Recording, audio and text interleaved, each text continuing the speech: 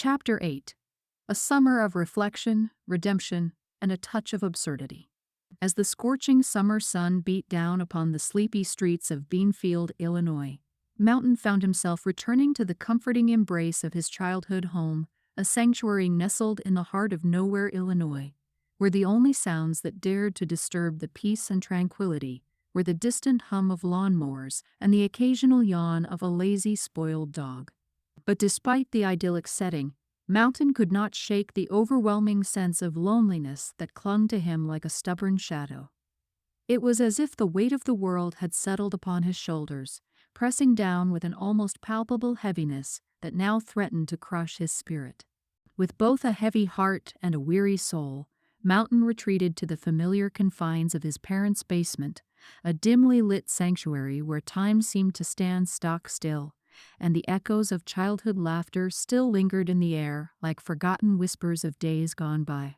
But even in the midst of his solitude, Mountain found solace in the familiar rhythms of the golf course, the lush green fairways of shady pines stretching out before him like a vast expanse of possibility. He found comfort in the gentle rustle of the trees whispering secrets to the wind. Each swing of his mighty club was a symphony of motion, a dance between man and nature, as Mountain wove his way through the maze of hazards and pitfalls that dotted the landscape like the capricious whims of fate. With each stroke, he now felt a sense of liberation, a fleeting moment of clarity amidst the chaos of his own, often booze-soaked thoughts. But amid the quiet hum of the summer breeze and the gentle rustle of the leaves, Mountain found himself haunted by the ghosts of his past. He had now become somewhat of a pariah around Beanfield, but was kept company by his memories of Johnny Pulaski's infectious laughter echoing through the halls of his mind like a melancholy melody. And yet, even in the midst of this solitude, Mountain found solace in the familiar rhythms of the golf course, the crisp snap of a well-struck ball cutting through the air like a knife through warm butter, and the intoxicating scent of freshly mown grass wafting on the breeze. With each passing day, Mountain pored over his spreadsheets with renewed fervor, delving deeper into the intricacies of the game than ever before. He analyzed every swing, every putt, every nuance of his opponent's game, searching for the elusive secrets that still lay hidden beneath the surface. But amidst the hustle and bustle of the summer months, Mountain never forgot the friends who had helped to shape his journey, the laughter of Johnny Pulaski, the steady presence of Austin Graff. They were truly the pillars upon which his dreams were built, the guiding lights that illuminated his path in even the darkest of times. And so, as the summer sun dipped below the horizon and the promise of a new day propelled him forward, Mountain stood on what was the precipice of a new beginning, with his heart filled with hope and his gut filled with booze.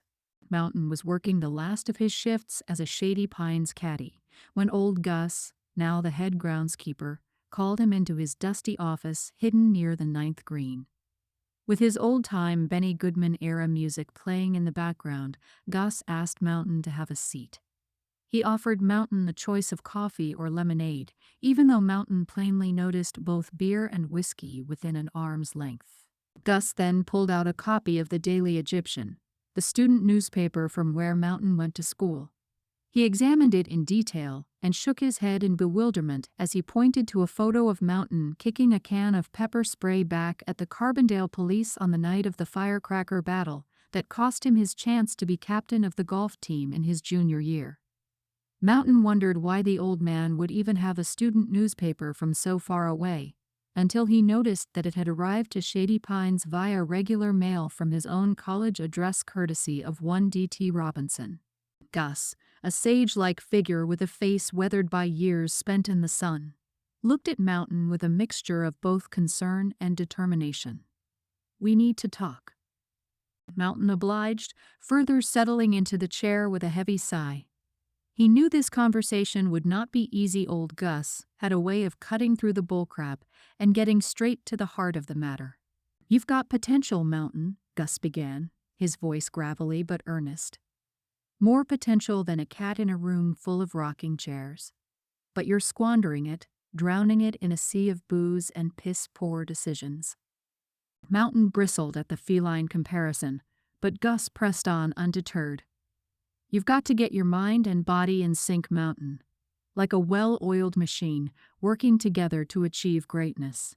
But right now, you're more like a rusty old tractor, sputtering and stalling at every turn. The manlier analogy hit home, and Mountain felt a pang of guilt gnaw at his conscience. He knew Gus was right. He'd been living like a man possessed, chasing after fleeting highs and temporary thrills with reckless abandon. But Gus, Mountain protested, I'm just trying to have a little fun. Blow off some steam, you know.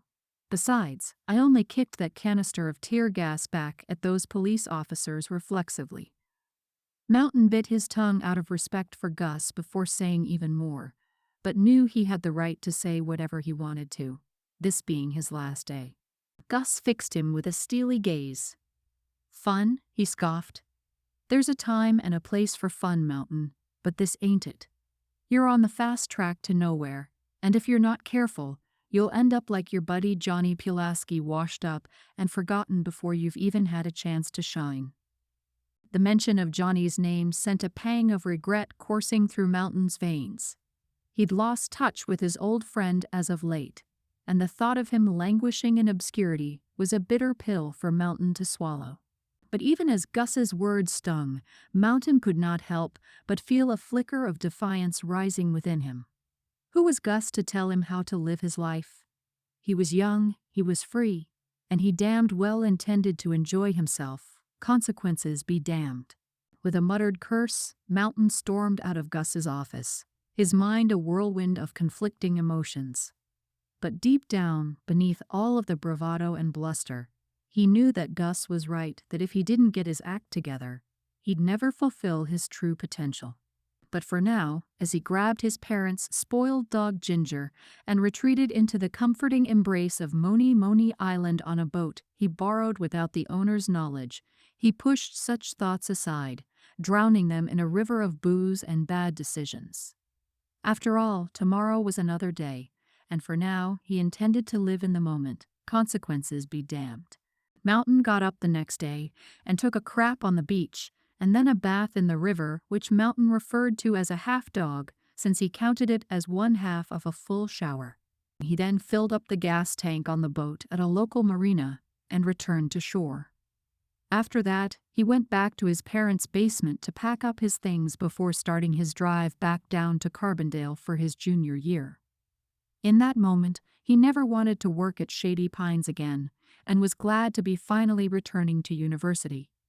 Sure, he would not get to be captain of the golf team or reside with his friend Austin this school year, but at least he would be free of old Gus and the other judgy people of Beanfield.